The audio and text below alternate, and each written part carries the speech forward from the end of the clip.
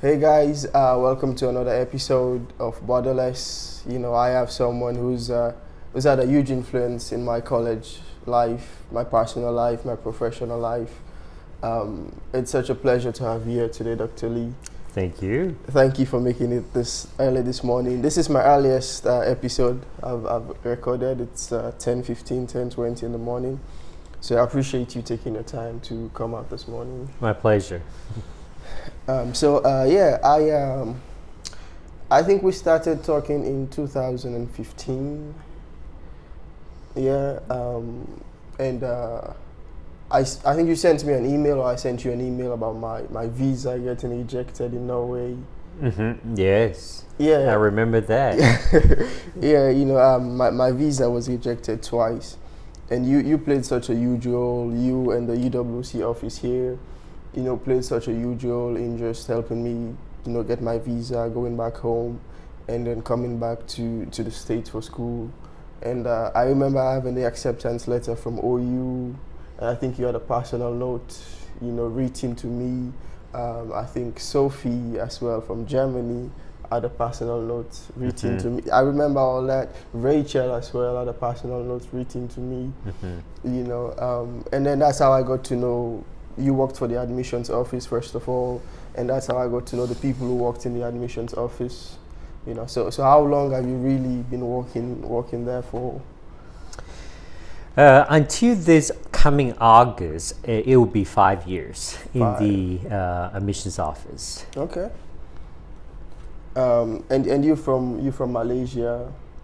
So how was it like for you? I mean, back in the days, I don't know what year exactly for you to like come study in the States. Like, was it common for students in Malaysia to come study overseas, or was it like not common at all?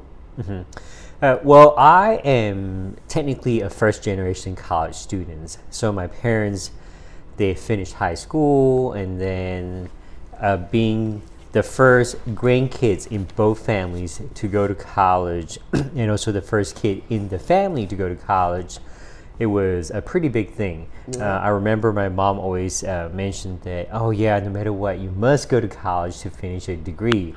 It doesn't matter what you study, but you have to get a degree. So when I finished high school, I remember I went to West Malaysia. I went to a private college in West Malaysia. And then from there, I finished about 2 years of my courses. And I was in this American transfer program. So after 2 years, I had to look for a partner university in the US to transfer in to finish my degree. Okay. So during that time, I think that it was somewhat popular and common for, I would say, Chinese or Indians students to go overseas if their family can help financially. And then on top of that, sometimes it's harder for Chinese or Indian to even get admitted to our public university just because it's super competitive, and then there is this quota. They have to offer so many seats or spaces available to our Muslim students. I see. Okay. So how was it like for you, like for your family, a first generation student coming all the way from Malaysia, coming to the States to study? I'm sure there were feelings everywhere and all. So how were you feeling exactly back then? And was your family like open for you to just have a degree in whatever in Malaysia, or did they support you to, come overseas to get a degree? How was that like for the family, and how was that like for you? I think for me, being the oldest child and also the first kid to go to college, it was exciting yet nerve-wracking. Partially because none of my family members know what to do. The parents doesn't even know what I need to do, other than trusting that I will make the best decision out of the whole process. So for them, it's just a matter of supporting me mentally, financially, emotionally. But for me, it's just trying to figure out all these pieces together, given especially I have never been overseas. and trying to gauge from the counselors, from alumni to get an idea what it is like in the U.S. So there are a lot of tedious work and preparations I have to do beforehand. But at the same time is U.S. is so big, which school do you want to go to, where do you want to go to, those are important things for me to think about. Absolutely. Yeah. So how did you make the choice of like coming to Oklahoma? Did you have like a list of schools and you were like, you did some research? You know, how was that like for you? Did you get help in, you know, researching the schools? Were you in contact with any of the advisors? Because now it's so easy for us to contact you, you know. So how was it like back in the day, like being an international student, trying to like come to the States? Just communication basically. It wasn't really difficult and it was not easy either, partially because you are overseas, you have no access to a lot of stuff as compared to if you went to high school here, then you can easily do a campus visit, but when you are thousands of miles away from the US, it's not like you can go and take a campus visit, a campus tour, and then those 3D or virtual tour is not even possible. Literally, you look at the booklet, whatever pictures that you saw, and talking to people. So I literally have to sit down and try to think about what are some things that I need. They are important to me. So, for example, in Malaysia, one of the key things is we have to make sure the degree is well recognized by our government in case I have to go back to work. The second thing is maybe the cost. Is that something that I can afford it? And then also geography. Which part, where in the US do you want? Malaysia is tropical, is hot. So I was thinking, okay, maybe I want to go somewhere that's completely cold. Maybe throughout the year, I can experience different weather. And then the last but and also the most important thing is ranking. A lot of international students, whether the parents or the students themselves, they focus so much on the ranking. So just because you don't know what to look for when you try to select a university, so those are things that I have to go and figure out on my own. Wow. And I mean, how was the internet access? Because now I can literally just, you know, for me, I couldn't come to a campus store either, you know, but I went on YouTube, I could see videos of all the different schools, you know, I could go on the website. There were like students I can talk to as well from these different schools because there's Facebook. Yeah. You know, so back then I guess it was like internet access. How was that like? Internet access is very limited. Think about there was no really a YouTube. There's no Facebook. It's literally you can access to the university website. That's it. There's not many other social medias or videos that you can refer to. So literally you are looking on university booklets or brochures trying to help you to make a decision. Yeah, did you make the right choice in coming to OU? Yes, I think I made a very good choice actually. I really enjoyed my stay here at the University of Oklahoma. The past, I'll say 17 years in Oklahoma has been incredible. And I am definitely grateful for the opportunity. Awesome. Earlier you said your parents basically, or your family said, yeah, just get a degree, it doesn't matter in what exactly. Is that common for parents in Malaysia to like just get whatever? Because I know back home, if you don't, you know, study law or business or medicine, you know, it's so hard for them to, like, they probably don't want to associate themselves with you for the most part. Yeah, parents usually, I think it's very typical for parents to select or pick a major for their kids.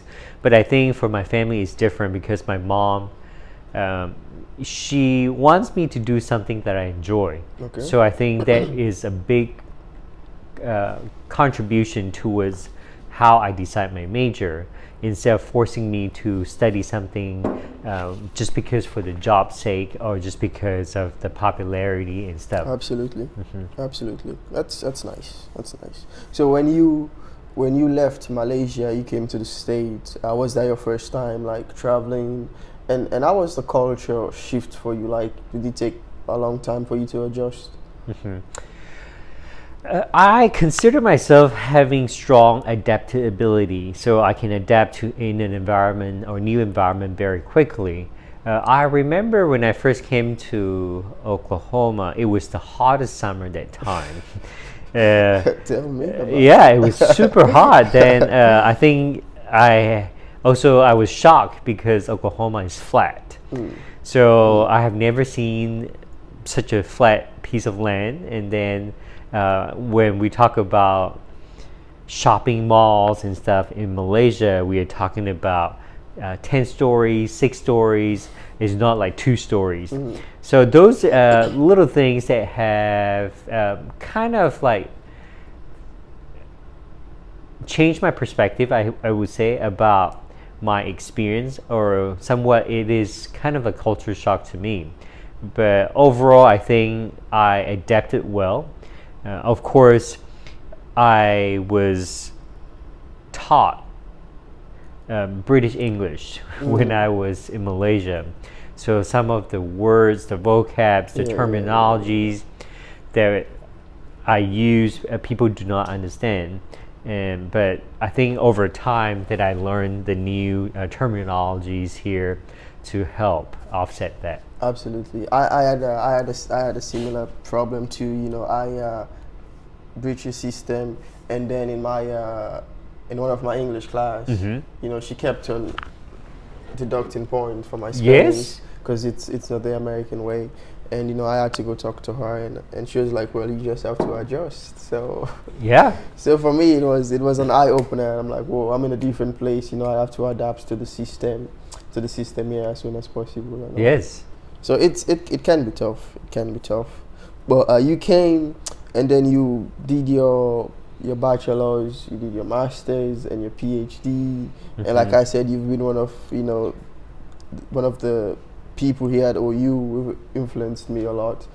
You know, a lot of people see you as a role model. A lot of people see you as the mentors. You know, you kind of like set that bar so high for us to just follow. You're always available to us. You know, if we want to talk, we can always go to the office. I know I've been there a couple of times, you know, and these aren't just 20, 30 minutes talk. They go for like an hour or so. And then as soon as I'm about to leave, there's another student just waiting out there just to come talk to you. You're always there to listen. How do you balance all that with your, you know, personal life? How do you balance that with work? You know, because you go to work and you're there to work, but then students come in and they want to talk for hours. How do you balance all that with the work you have to do? For me, I think one big factor is I was international students previously. So I know what it means to be international students here at the university, especially when you have no family members, you have no relatives that live nearby. Your international friends are literally your families. I'm not saying that they are the only family. Of course, you have opportunity to meet a lot of American students as well. But I think most of the time, international students tend to connect with you better just because of the similarities of experience.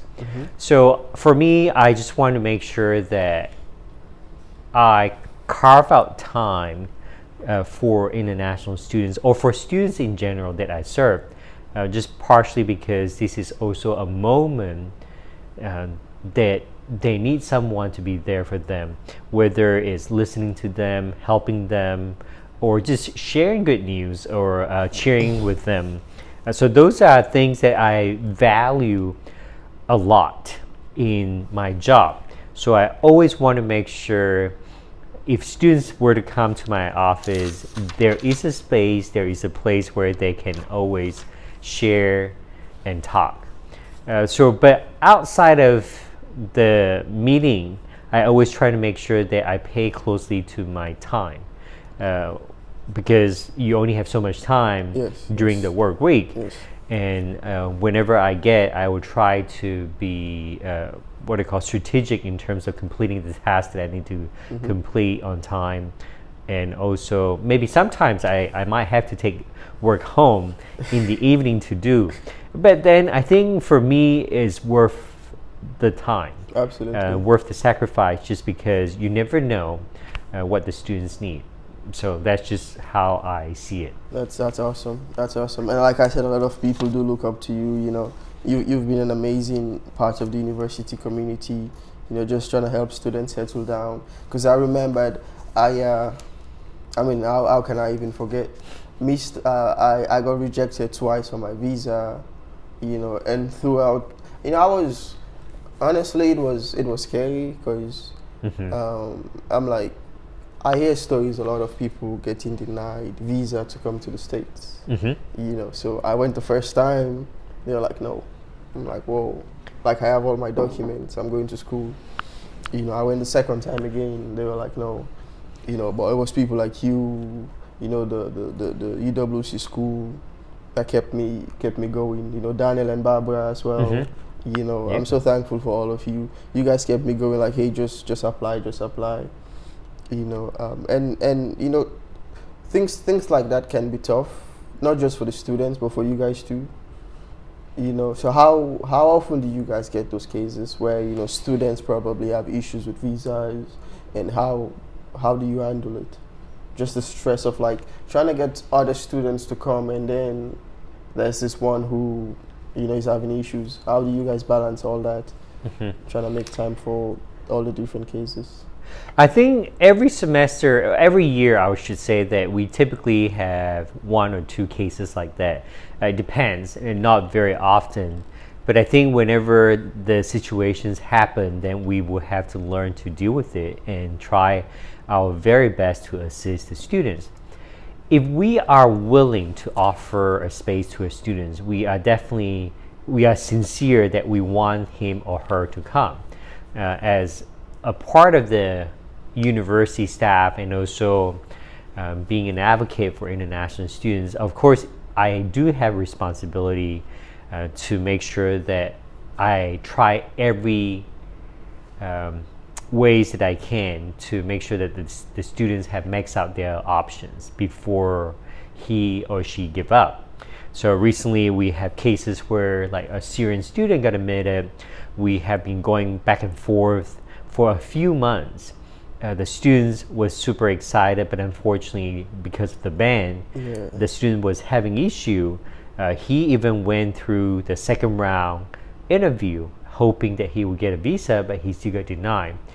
Cases like that, we try our best to help, but unfortunately, is out of our control. Then we can't do anything about it, other than the fact that if we know we have do everything we can, that's all we should do. Absolutely. Yeah. Absolutely. That's awesome. Yeah, I mean, I ended up coming, you know, and then the CDC and then the CDC gave me a phone. Yes. Basically to just track me and keep in touch with me, because we had the Ebola outbreak in Sierra Leone 2014, 2015. Yes. Yeah, and you know, they kept on coming to school, and I didn't even know they were in contact with you too. You know, until you told me I think we had a conversation once. Yes. And you told me they contacted you too. And honestly, it was so overwhelming for me. It was a lot, because I was 2 weeks late when I came as a freshman. You know, my visa had been rejected twice. 2 weeks late. Then I came to the States. Yeah. I was on a 21 days quarantine, basically. Yeah.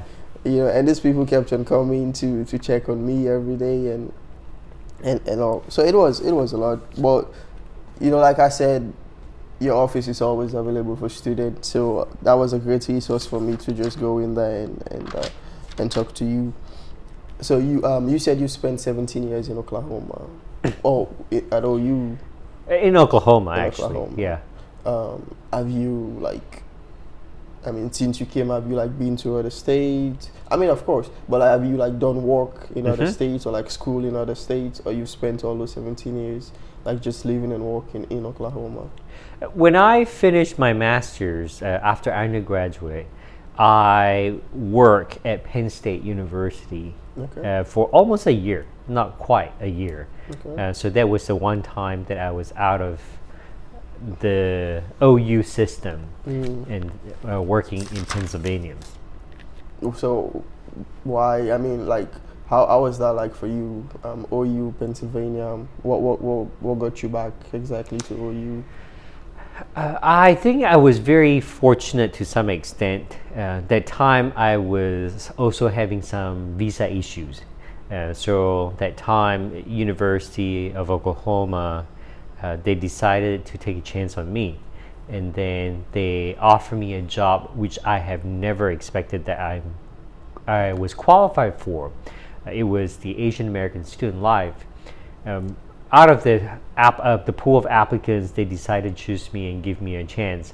So I felt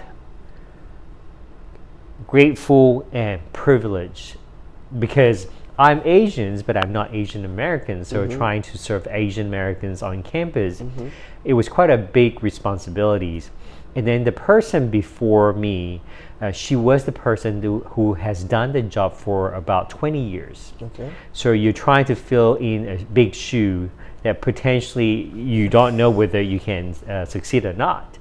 But because of OU trusted me and given me that opportunity, so that's how I ended up coming back to OU. Nice, nice. I was there for you though. I mean, this person has been at this job for 20 years. You know, I can imagine the legacy they've left. But I know you're an amazing guy. You know, so how was that like for you, mentally? First of all, you know, thinking, oh, this person has been here for 20 years. You know, like, was it? I mean, I guess it was. I don't know what I don't want to say intimidating. You know, but how was it like for you just transitioning into that role mentally? Yeah. First of all, I think it was hard in the beginning, partially because I think the students view her as a mother figure. They will always say, oh, could be this, could be that, and say this is what she did and stuff. But for me, I think I don't usually let that affect my performance.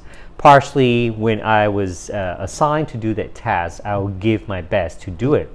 So trying to separate myself from what the students were comparing me with was the number one thing I do. I gave my very best and did everything I could to support the students. So, I was quite surprised actually. I never even compare myself to the former staff member who has developed a legacy in that community. But after 6 to 8 months, the students were shocked, partially because they did not expect that I was able to handle the job. I remember after 8 months, I received thank you notes from the students. They were appreciative. They said that you have outdo yourself. For someone, you're trying to fill in the shoe for someone who has done it for 20 years. They were very appreciative for the effort that I have given them. So I think trying not to be intimidated and also giving my best had literally helped me in terms of transition into that job. absolutely. See, I'm learning. So Yeah. I'm learning. So how long did you work there for? And also, you know, looks like you've been working with students for the longest time. What are some of the difficulties working with students? I know we can be annoying. And what are some of like the you know, the things you enjoy, basically just interacting and helping the students out? Yeah, I think I have spent a lot of times. I work in that positions for almost 4 years. As I always advise students that you always have to pursue your passions. Whatever you are passionate about, you need to follow that dream. So I decided to leave my job partially because at that time I felt strongly that I was interested in healthcare and also higher educations. But I know what could be a better way for me to find out other than just enrolling in those courses. So I left that job to attend a nursing school. And so after one semester, I quickly learned that that's not the pathway I wanted to go further. So I left the program, and immediately I know I want to stay in higher educations. That was the time that I was trying to rethink about my options and options to pursue a doctorate degree. In terms of working with students, I think there were fond memories, but there were also some not so fun memories. The fond memories, of course, include talking to me. Yeah, seeing students develop. It's like yourself. I've seen you when you came to OU. Now, almost 4 years, you're about to graduate. To see that growth in you, the development in you, it's just like very exciting, very rewarding for me. Even though like you'll be leaving pretty soon, it's not really a sad thing for me. Partially because I know I'm excited to see what's going to happen after this chapter of your life. Absolutely. Many of our students are capable, so I'm more excited for them to leave, to start their new chapter and to see the adventure, the things that they are going to do in the near future. But I think the sad thing on the not so fun memories would be when students are reluctant to ask for help, they are not listening, when you know for sure that this is probably the best advice you can give to that student. But the students may think that you are not listening to him or her. So maybe I'll use an example. Let's say a student is not doing so well academically. You're trying to provide guidance, support, assistance, or encouragement to the students, but the student refuses to take your advice. And then he or she insists that he or she wants to go his own way or her own way, but in the end it did not work out, and then students got maybe expelled for academic probations, or maybe they did not achieve the grade they want. They were asked to change the majors or stuff like that. So when you know that these students has a lot of potential, but he or she wasn't willing to take your advice, and then ended up it cost them a fortune. A fortune means they lost the scholarship opportunity to complete a degree and all this stuff. Absolutely. So that would be the not so fun memories. It's always things always have two sides to it. Yes. Yeah, I believe that too. And then sometimes for me is I always want to think about, are we being too harsh to the students? But I know from a friend standpoint, I think that we have done what we can, because his interest, his success is our best interest. Absolutely. Yeah, we would never want to point a student to failure, right? Yeah. We always want to make sure that the students has the resources to be successful. I mean, absolutely. If that wasn't the case, I don't think would be winning the Davis Cup every single year. Yeah. Every year we have the highest number of UWC students coming here, and it's just because of the service, and the help and the support you guys give to us. You, Vian, Craig, Rachel, the office, and Esmeralda and the others working there too. Yeah.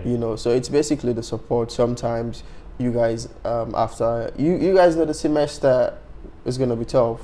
So midway, like, hey, Vian bakes cookies, you bake brownies, and you guys invite us. It's all those things you guys do that basically, open this pathway for students to come to OU, and also these kids talk to us.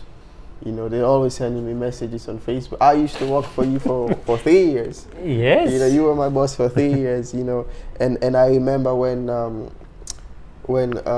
you knew that was a job at the vice president's office, and then you told me you wanted to talk to me, and I was like, whoa, what have I done? I was scared for a minute, and then later later we talked, and you basically just wanted to wish me good luck, walking there, and you told me the things I was good at and the things I could improve on, and I really appreciated that.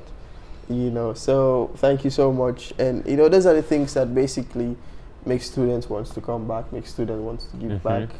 And you, like I said, you've been a huge influence on my life here. So thank you for that. You're welcome. And on behalf of all the other students here at OU too, thank you for that. But yeah, talking about admissions office and everything, every year you go to Europe to recruit some of the best students in the whole world. You go to 6, 7, 8 schools, 9, 10 schools. I don't even know. How's that like for you? Just traveling, meeting the students, incredible talent, awesome people with different skills, different countries. How's the whole process like for you, the traveling experience? And you travel with other school counselors too. So how's that whole experience for you? Well, I think it was kind of fun when you, or I should say, when I was able to travel with a group of great counselors who also share similar goals and minds. I think that traveling itself can be very tedious and tiring. For most people who have never done this, they would think that, oh, you get to see the world, you get to travel and see all these countries and stuff. But in fact, we don't, because our schedule is so packed that sometimes you get up at 4 o'clock in the morning trying to get to the airport, you're catching flight, and you get stuck at the airport for 6 hours waiting for the transit and all this stuff. But I think everything is worth it when you're traveling with great people and when you see that what you can do for this future students who we are trying to recruit. For me, I think the exciting part is when I go to those schools, I have the opportunity to get to meet the students.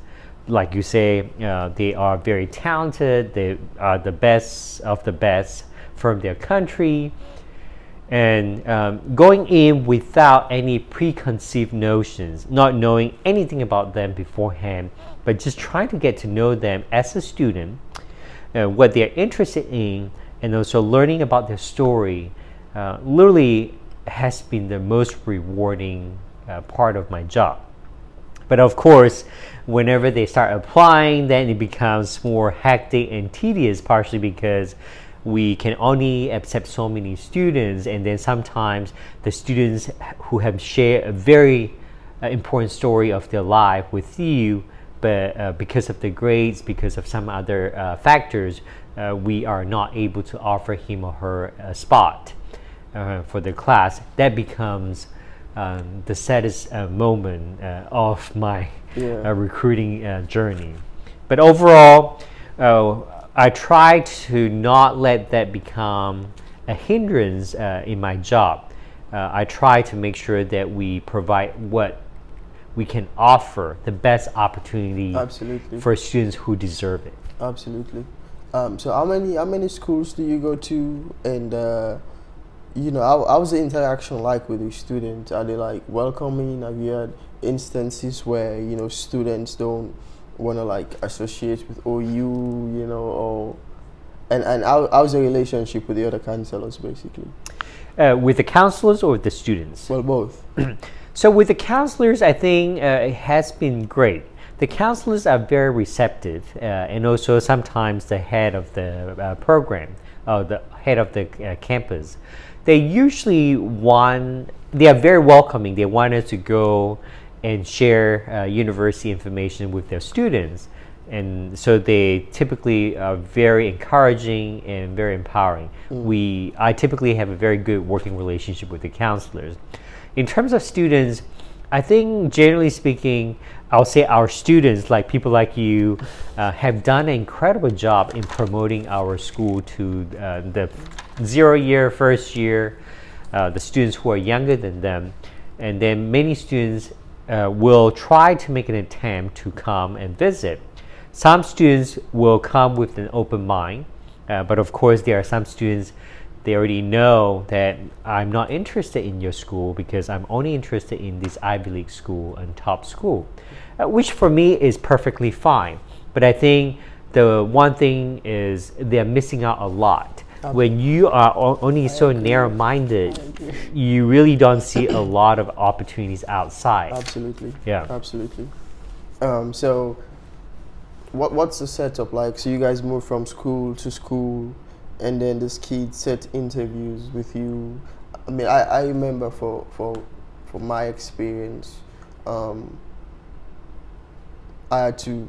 How did I sign up for interviews? How do they sign up for interviews again? So usually when we go to the school, depending, if you go with a group of counselors, usually they'll do a fair, and then they all have a very short amount of time, maybe 1 minute to introduce the school, and then they give you an hour or 30 minutes to browse around all the different tables to look for more information or ask questions.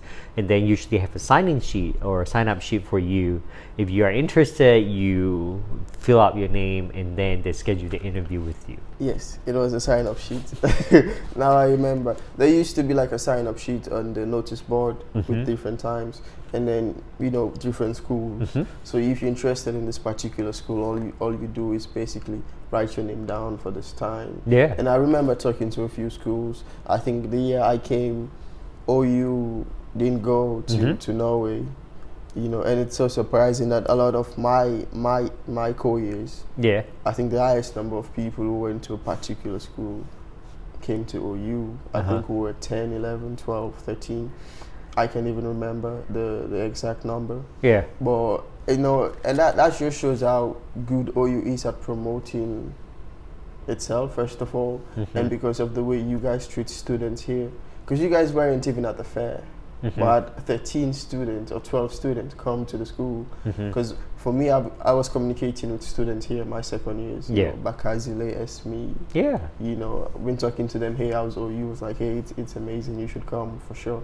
And I had this option to make a choice between Lake Forest College and OU.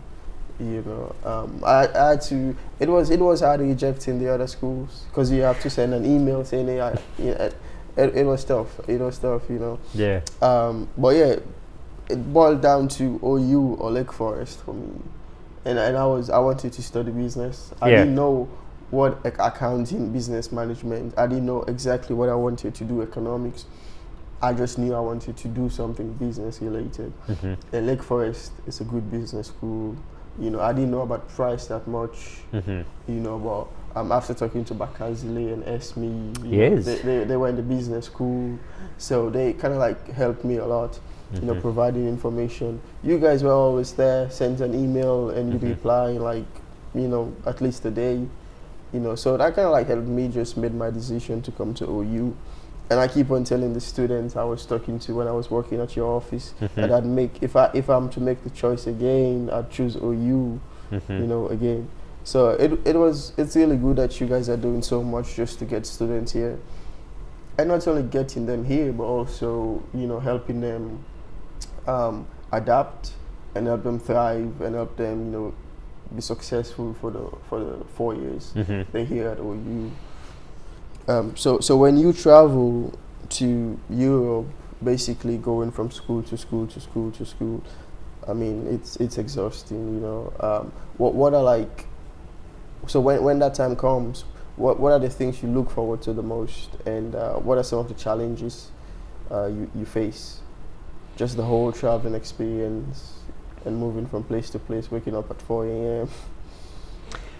No, I think there is not really something that I look forward to. Of course, one thing I look forward to is to visit the students in different schools. But for me, it's different because I am very adaptable and very flexible to some extent. So it's easy for me as long as I get enough sleep. So I try to catch up on sleep whenever I can, whether it's on the plane or in the bus. So to make sure that by the time I get to the school, I am recharged and ready to go. So, and then again, sometimes my colleagues and I who travel together will joke about things. And maybe when we have a break, we'll just go and grab a bite to eat, just to entertain ourselves, so that make sure that we are energized and recharged whenever we need to. Nice. What's enough sleep for you? Like how many hours is like? Well, it varies, and then I say that maybe 6.5 hours, 7 hours will be ideal. That's ideal, but then not when you travel. When you travel, you don't have that kind of luxury of sleeping 6-7 hours straight. So you catch maybe 2 hours here, 3 hours there, to make sure that you are taking care of yourself. Yeah. Must be tough. Must be tough. It's not bad. Yeah. Yeah. I guess how long have you been doing this for? For traveling wise, I think almost this. I just finished my 3rd time traveling. Fourth actually. Fourth. So no more pages on your passport? Well, actually, I just renewed my passport. I just renewed my passport, so I still have a lot of pages to go. Nice. Yeah.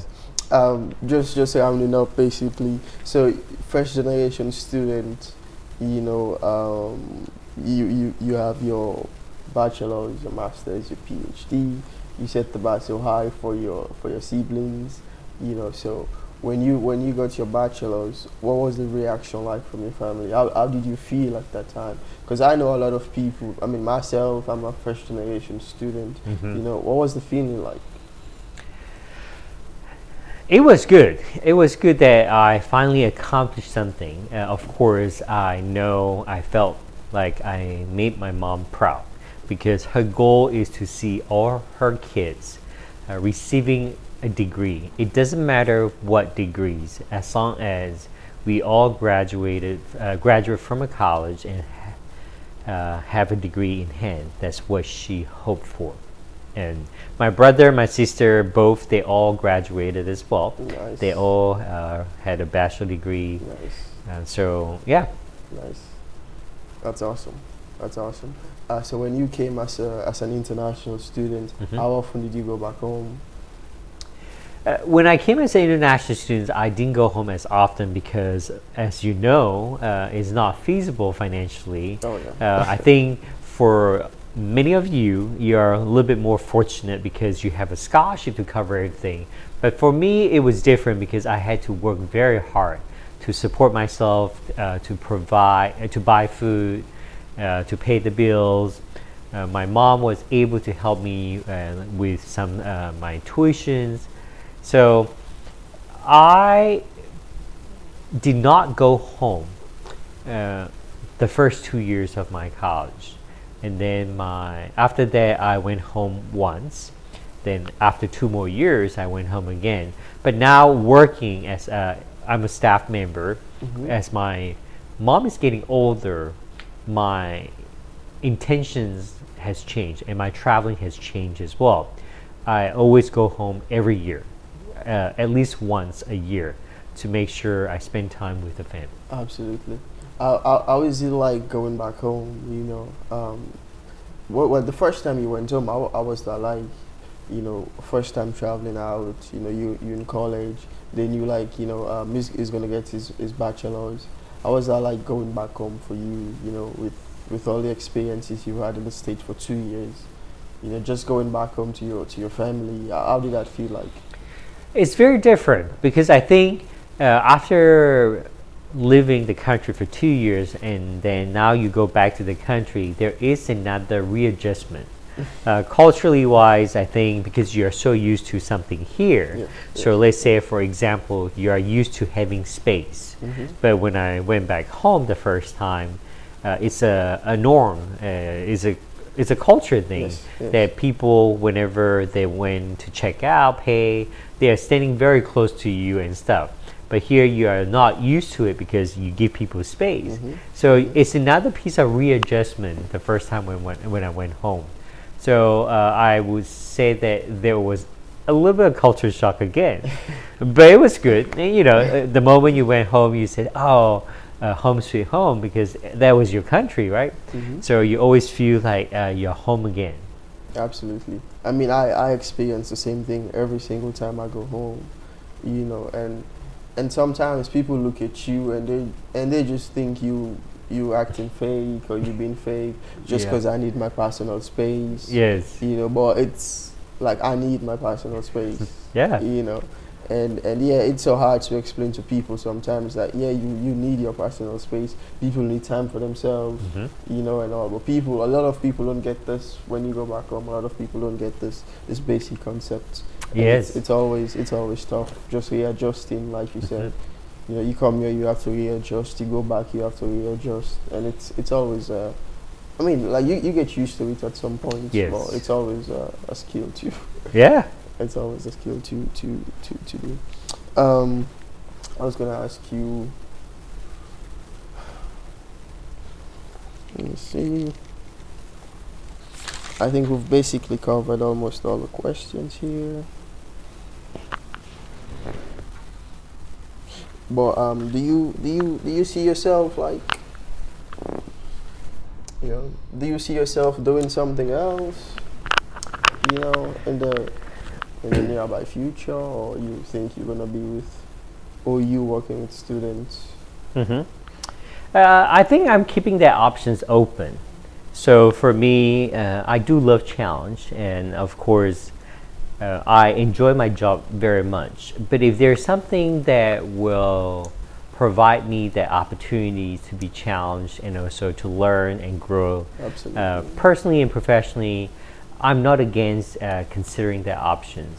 But otherwise, I'm very happy and very satisfied with my job. I really enjoy my job. So even if I don't find anything, I'm very content with what I do and I love it. Absolutely, absolutely. When you were here at OU, you said you worked for the Asian American students office. Yes. What other organizations did you join, like as a student back here? So when I was a student, I think I was involved in the Malaysian Student Associations. I was involved in the IAC, and then I was involved in the Baptist Student Union that time. Nice. So those are some of the organizations that I was involved in. Nice.